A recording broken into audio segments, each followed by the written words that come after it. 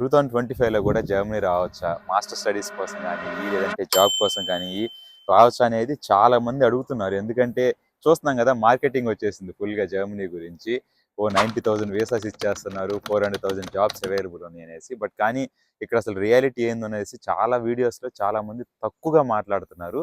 Exaggeration మాత్రం ఎక్కువగా ఉంది వచ్చేసేయండి అనేసేసి. సో, ఈ మిత్స్ అన్నిటిని బర్స్ట్ చేస్తూ ఇక్కడ రియాలిటీ ఏముంది? ఇప్పుడు మీరొస్తే మాస్టర్స్‌కి అసలు ఎట్లాగుంటది స్టడీస్? డిఫికల్ట్‌గా ఉంటాయా? ఈజీగా ఉంటాయా? అండ్ ఎన్ని సంవత్సరాలు పడుతుంది? 2 ఇయర్స్ అనేది కాదని అందరికీ తెలుసు. బట్ కానీ 3 ఇయర్స్ పడుతుందా? 4 ఇయర్స్ పడుతుందా?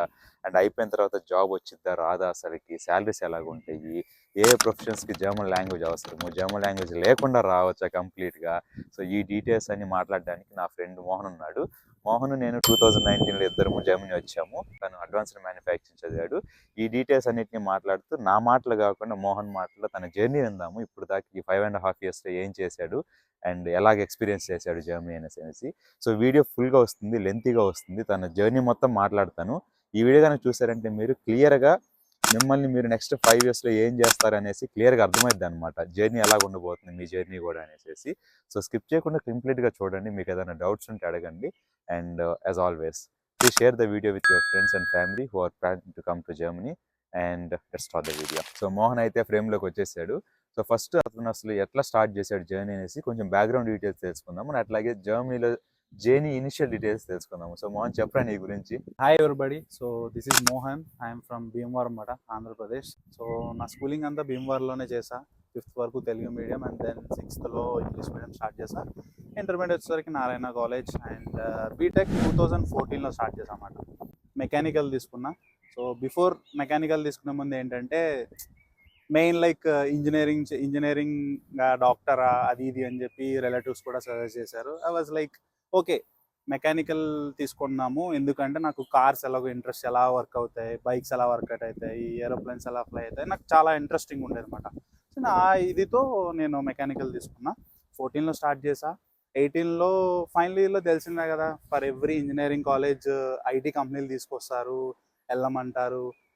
ఇంట్రెస్ట్ ఉన్నా లేకపోయినా వాళ్ళ కాలేజ్ పాయింట్ ఆఫ్ వ్యూలో ప్లేస్మెంట్స్ దానికోసం అని చెప్పి ఐ వాజ్ లైక్ మెకానికల్ తీసుకురండి వెళ్తాను అని చెప్పి. సో ఓన్లీ ఒక కంపెనీ వచ్చింది, స్టిల్ రిమెంబర్, సర్వో మీద అని, ఎవరిని తీసుకోవాలా. సో బీటెక్ అయిపోయింది. 19లో హైదరాబాద్కి వచ్చా, 18 ఎండ్లోనే సారీ, హైదరాబాద్కి వచ్చా. హైదరాబాద్లో ఏంటంటే మెకానికల్ కంపెనీస్కి వెళ్ళా. సాఫ్ట్వేర్ ఏం ఎగ్జామ్స్ ఇలా ఆల్మోస్ట్ నేను 11 కంపెనీస్ వరకు అటెండ్ అయ్యాను. 8 వరకు క్రాక్ చేసా మెకానికల్లోనే. ఏమో ఎంత శాలరీ ఇస్తా అన్నారో, లైక్ 9,000 ఒకళ్ళు, 11,000 ఒకళ్ళు, స్టిల్ రిమెంబర్ 12,000 ఒకళ్ళు.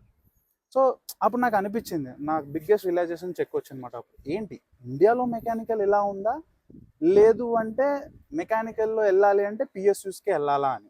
బికాస్ గేట్ కూడా నాకు ప్లాన్ అవును, ఉండే, అవును. గేట్కి వెళ్దామని కూడా. సో గేట్ అన్ఫార్చునేట్లీ నాకు మంచి ర్యాంక్ రాలేదు. సో 100 బిలో వస్తేనే we can get in to PSUs, అలా ఆబ్వియస్లీ చాలా అవును. కష్టం మెకానికల్లో కష్టం. కూడా.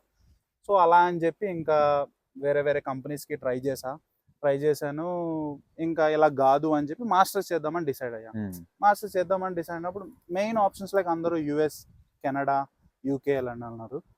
సో నేను ఏంటంటే మళ్ళీ నాకు ఇద్దరు సిస్టర్స్ ఉన్నారు.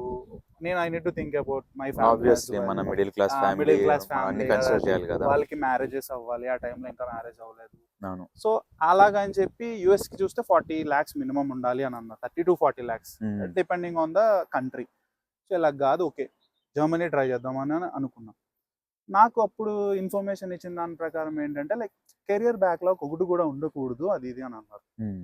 నేను ఓకే మరి మనకు వస్తుందా లేదా అని చెప్పి ఎవరి మాటలో నేను వినకుండా, బ్యాక్లాగ్ యాక్చువల్ కెరియర్ బ్యాక్లాగ్ అంటే మనం క్లియర్ కూడా చేసేసా ఆల్రెడీ.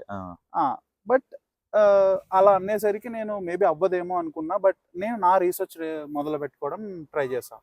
అసలు జర్మనీలో ఏ కోర్సెస్ బాగుంటాయి, ఎలా అని. మెకానికల్ నాకు వచ్చిన ఫస్ట్ పాయింట్ రీసెర్చ్లో ఏంటంటే లాంగ్వేజ్ అయితే ఖచ్చితంగా నేర్చుకోవాలి. లాంగ్వేజ్ నేర్చుకోకుండా మనం చేయలేం. ఎర్లీ రియలైజేషన్ ఈజీగా తెలిసింది. ఎందుకంటే మెకానికల్ మరి లైక్ సాఫ్ట్వేర్ అనుకుంటే మేనేజబుల్ అని చెప్పి నేను లాంగ్వేజ్ స్టార్ట్ చేయడం మొదలు పెట్టేసాను. కాలేజ్ వస్తుందా లేదా అనేది పక్కన పెట్టి లాంగ్వేజ్ 19 జనవరి 3rd స్టార్ట్ చేసామాట. ఓకే, అంటే 19 అక్టోబర్లో వచ్చేటప్పటికి ఒక 9 months ఇదిగా ఉంటుంది అని చెప్పి జనవరిలో స్టార్ట్ చేసా. A1 తో స్టార్ట్ చేసా. గోయితే హైదరాబాద్ జూబ్లీ హిల్స్ లో, బంజారా హిల్స్ లో స్టార్ట్ చేసా. దాని తర్వాత A1 స్టార్ట్ చేసా. క్రాష్ కోర్స్ తీసుకున్నా డైలీ. అండ్ నెక్స్ట్ ప్రాసెస్ వచ్చేసరికి ప్యారలల్గా కాలేజెస్ రీసెర్చ్ చేసుకోవడం. డాట్ బాగా యూజ్ అయింది నాకు, డిఐఐడి డిఏఐడి. మన వాళ్ళకి చెప్పేది క్లియర్ గా దాని గురించి. బికాజ్ ఎందుకంటే నాకు ఇప్పుడు ఎటు వెళ్ళాలో తెలియదు, ఏం చేయాలో తెలియదు. సో నాకు డాట్లో ఏమైందంటే ఒక ఫిల్టర్ ఆప్షన్ ఉంది. సో దాని ద్వారా నా రీసెర్చ్ స్టార్ట్ చేయడం మొదలుపెట్టాను. సో ఏ కోర్స్ తీసుకుందాం ఏంటి. అండ్ నా రీసెర్చ్లో నాకు అర్థమైంది ఏంటంటే ఇప్పుడు మెయిన్లీ ఒక కోర్స్ నేమ్ చూసి మనము డిసైడ్ అయిపోకూడదు ఆ కోర్స్ రిలేటెడ్ ఇదే ఉంటుందని. బేసికలీ లోపల ఇన్ఫర్మేషన్ సబ్జెక్ట్స్. ఇప్పుడు నేను తీసుకుంది ఏంటి, అడ్వాన్స్ మ్యానుఫ్యాక్చరింగ్.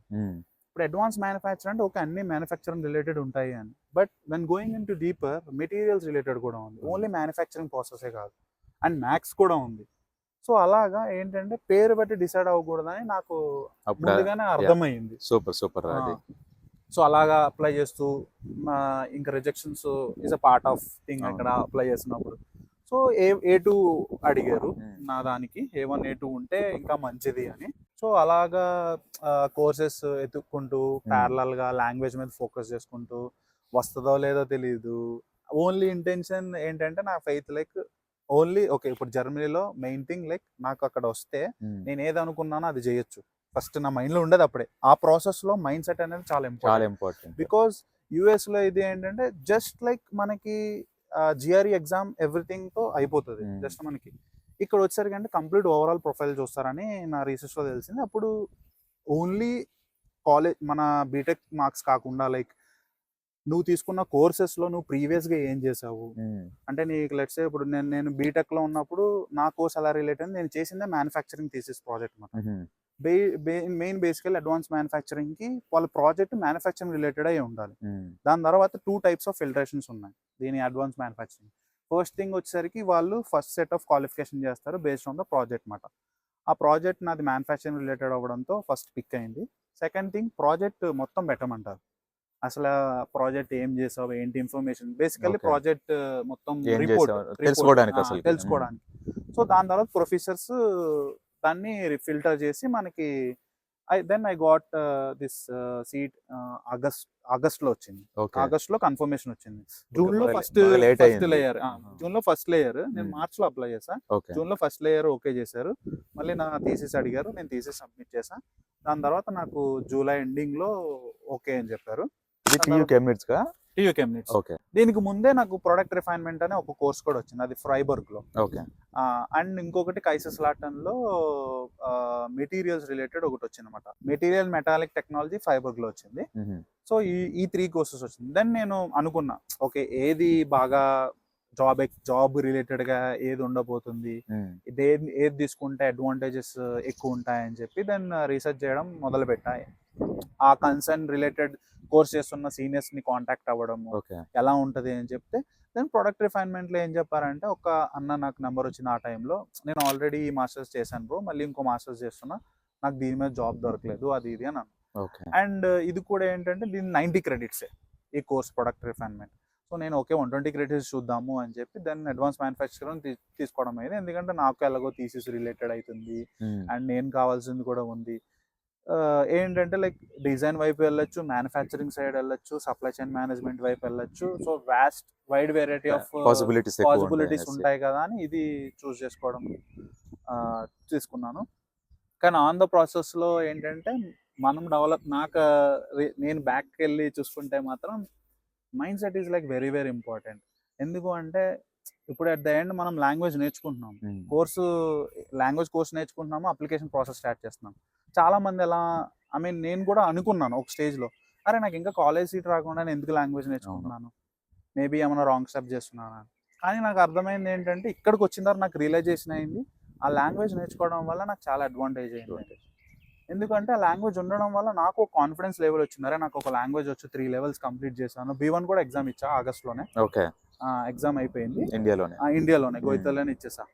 దెన్ ఇంకా అక్టోబర్లో నాకు వీసా మాత్రం చాలా డేస్ పట్టింది, 90 days పట్టింది ఆల్మోస్ట్. అంటే మాక్సిమం అందరికీ బాగానే 3-4 weeks లో వచ్చేసింది, బట్ నాకు చాలా టైం పట్టింది. బికాస్ అది ఒక్కొక్కరికి ఒక్కొక్క టైం ఫ్రేమ్ లా బట్టి ఆ ఫిల్టరేషన్ ప్రాసెస్. ఎందుకంటే అక్కడి నుంచి మళ్ళీ కెమ్నిట్స్ అవుట్సైడ్ బిహార్కి వచ్చి అక్కడి నుంచి కాలేజ్కి వెళ్ళి చాలా ప్రాసెస్ ఉంటుంది కాబట్టి ఆ ప్రాసెస్ చాలా లేట్. నేను వాళ్ళని ఎంక్వైరీ చేయడం మొదలు పెట్టా. బికాస్ ఎందుకంటే అరే ఆల్రెడీ నేను స్టార్ట్ చేసిన ప్రాసెస్ జనవరి నుంచి చేసుకుంటే టెక్నికల్ గా అవును 10 months అయిపోయింది. ఉమ్, ఇంట్లో వాళ్ళు కూడా అడుగుతూ ఉంటారు కదా అడుగుతుంటారు కదా. ఏమైతుందిరా వెళ్తున్నావా లేదా అని. అప్పుడు ఒకటే ఇంకా నాకు వస్తుంది ఎందుకు రాదు అని చెప్పి ఆ ఇదితోనే ఉన్నా నేను మెకానికల్లో ఎట్లయినా సెటిల్ అవ్వాలి అని. సాఫ్ట్వేర్ కా చాలా మంది రిలేటివ్స్ సాఫ్ట్వేర్కి వెళ్ళొచ్చు కదా ఎందుకు అంత టైం వేస్ట్ చేసుకుంటాం. నా ఓన్లీ ఒక మైండ్ ఓన్లీ మెకానికల్లో చేద్దామని. అదే సో కదా ఇంకా అంటారు, అదే you have to go where your heart goes అనేసి. అదే సో బాగా స్ట్రాంగ్గా ఇంకా బిలీవ్ అయ్యి ఇంకా నా ఫెయిత్ మీద ఒక వెళ్దాం అని చెప్పి డిసైడ్ అయ్యా. ఇంకా చూస్తే నెక్స్ట్ October 16కి ఫైనల్లీ October 2 weeks బిఫోర్ వచ్చింది నాకు వీసా. ఓకే క్యాన్సిల్ అయింది. నేను టికెట్ కూడా తీసేసుకున్నా వెళ్ళిపోదాం అని చెప్పి.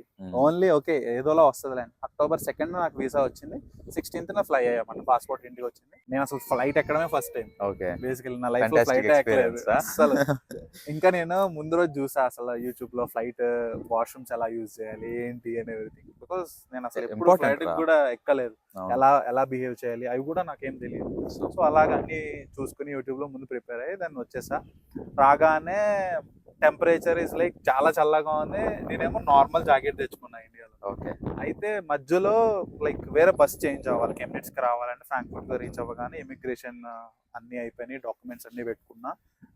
అండ్ యూనివర్సిటీ లెటరు ఎక్కడ ఉంటున్నాము ఆ హౌస్ ఫైల్ పెట్టుకొని neat గా. అవన్నీ అడుగుతారు కాబట్టి అన్ని ఎదురుండ పెట్టి ఇమిగ్రేషన్ స్మూత్గా అయిపోయింది. బయటికి రాగానే ఇంకా సరే అని చెప్పి ఫ్లిక్స్ బస్ చేసుకున్నా. ఎక్కేసా. వాడు ఏంటంటే లైక్ అడిగాడు అనమాట లైక్ అరే బ్యాగ్స్ మరి నాకు ఎక్స్ట్రా బ్యాగ్ బుక్ చేసుకోవాలని నాకు తెలియదు. సరే bags తెచ్చుకున్నావు కదా ఆ time సో లో. వీకెండ్ కాబట్టి నాకు ఇదంతా తెలియదు. వీకెండ్ కదా చాలా ఒకవేళ నార్మల్ ఖాళీగా ఉంటే ఎక్కించుకుంటాడంట. వీకెండ్ కాబట్టి వాడు ఎక్స్ట్రా అడిగాడు. మళ్ళీ ఆడికి ఎక్స్ట్రా పే చేయాల్సి వచ్చింది. దెన్ మధ్యలో ఒక స్టాప్ ఉంది, 3 hours హాల్ట్ ఉందన్నమాట. ఫుల్ చలి. మనకేమో ఇండియాలో నార్మల్ టెంపరేచర్ ఉంటుంది. ఇంకా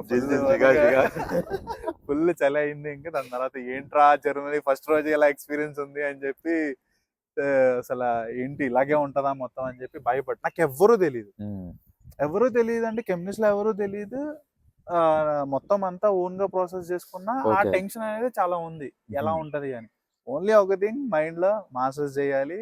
మా డాడీ Goal. డ్రీమ్ అట అంతే మెయిన్ మెకానికల్. మా వాడు మాస్టర్స్ చేయాలి అని. కానీ మా డాడీ ఒకటే చెప్పుండే అరే నేను చిన్నప్పుడు చదువుకోలేకపోయా బికాస్ ఆఫ్ ఫినాన్షియల్ సిచ్యువేషన్ వల్ల.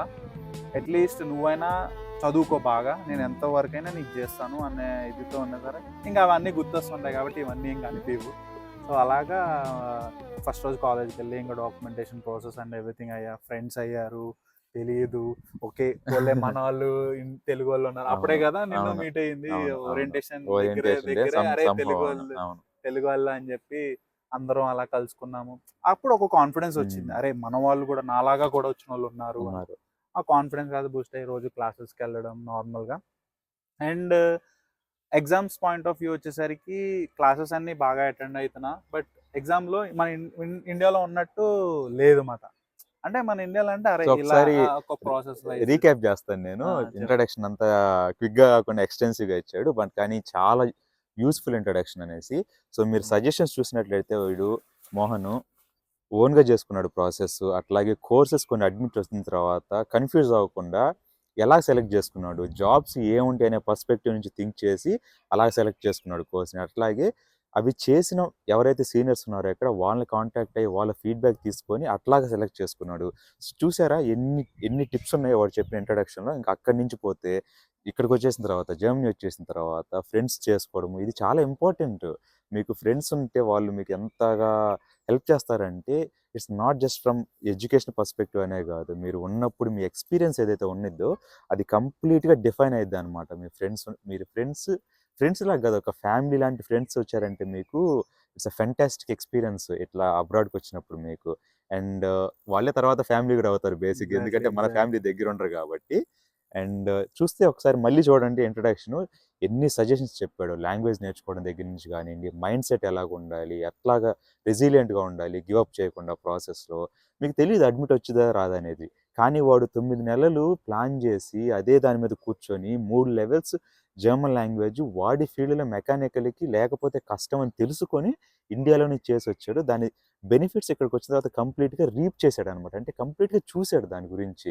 సో ఇలాంటి ప్లానింగ్ చేసుకుని వచ్చేస్తే ఇప్పుడు కూడా కాదు, ఇంకో 4 సంవత్సరాల తర్వాత అయినా కానివ్వండి జర్మనీ రావచ్చు. అంత ఫ్యాంటాస్టిక్ ఆపర్చునిటీస్ ఉన్నాయి, ప్రొవైడెడ్. ఊరకు రమ్మని చెప్పట్లేదు, పక్కా ప్లాన్తో రావాలి. ప్లాన్తో వచ్చేస్తే మాత్రం కిల్ చేసేయచ్చు ఇక్కడ మీరు. జాబ్ మార్కెట్ అని కాదు, ఇది లైఫ్ కాదు, ఏదైనా కానీ మీ చేతిలో తెచ్చుకోవచ్చు అనమాట కంప్లీట్గా. సో ఇప్పుడు వచ్చాడు, మాస్టర్ స్టార్ట్ చేశాడు కంప్లీట్గా. అండ్ తెలుసుకోవాలి కదా అసలు మాస్టర్స్ ఇండియాలో ఉన్నట్లు బీటెక్ ఎడ్యుకేషన్ ఉండదు. సో వాడి మాటలోనే తెలుసుకుందాం ఎలాంటి షాక్స్ గురయ్యాడు, ఎడ్యుకేషన్ సిస్టమ్ ఎలాగుండింది, ఫస్ట్ ఆ షాక్స్ గురైన తర్వాత వాడు ఎలాగ చేంజ్ చేసుకున్నాడు నేర్చుకోవడానికి. అంటే ఇక్కడ ఉన్నట్లు నేర్చుకొని ఇక్కడ ఎగ్జామ్స్ ఎక్స్పెక్ట్ చేసేటట్టు ప్రిపేర్ అయ్యి ఎగ్జామ్స్లో మంచి మార్క్స్ తెచ్చుకోవడానికి. ఎందుకంటే ఇండియాలో లాగా ఎక్కడ కూడా మార్క్స్ ఇంపార్టెంట్, బట్ కానీ ఇండియాలో లాగా బట్టి పడితే ఇక్కడ మార్క్స్ రావు. పక్కాగా నేర్చుకొని చాలా మంచిగా ప్రిపేర్ అయితేనే మార్క్స్ వస్తాయి. సో ఇది నేను చెప్పడం కంటే వాడి మాటల్లో వాడి ఫీల్డ్లో మెకానికల్లో ఎలాగ ఎక్స్పీరియన్స్ చేశాడని తెలుసుకుందాము.